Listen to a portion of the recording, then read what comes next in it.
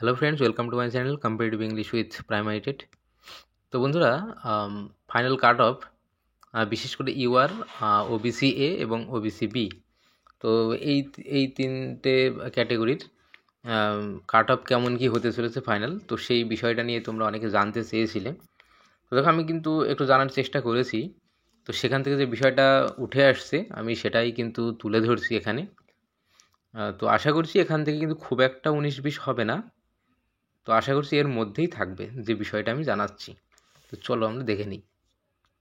তো দেখো, ইউআরের ইউআরের যেটা হতে চলেছে 29 থেকে কিন্তু 30 এর মধ্যেই থাকবে। তো 0.5 একটু এদিক ওদিক হতে পারে। তো 30-এতে কিন্তু কম, 29.5 এইটা কিন্তু এক্স্যাক্ট হওয়ার পসিবিলিটি রয়েছে যেটুকু জানা যাচ্ছে। আর ওবিসি বি দেখো, ওবিসি এ 27.5 থেকে 28, তো এর মধ্যেই কিন্তু হতে চলেছে। আর ওবিসি বি, বিদের দেখো 28 থেকে 29। তাহলে এই যে বিষয়টা, তো বিশেষ করে কিন্তু এই তিনটে ক্যাটাগরির জানাটা খুবই দরকার ছিল। তো এগুলো নিয়ে কিন্তু অনেক বেশি কনফিউশন হচ্ছে। আর অন্যান্য যারা রয়েছে এসসি এসটি যারা রয়েছে, এছাড়া পিএইচ, প্যারাটিসার, এক্সেমটেড ক্যাটাগরি, তো তাদের কিন্তু সবারই হয়ে যাচ্ছে। তো সেই কারণে সেখানে কিন্তু কাট অফের সাধারণত দরকার হয়নি।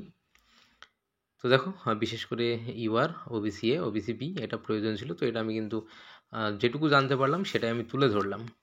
তো তোমরা অবশ্যই দেখো এখানে কার কার স্যাটিসফাই করছে এই কাট অফে। আর অবশ্যই এগুলো দেখো, এগুলো বিভিন্ন সোর্স থেকে জানা।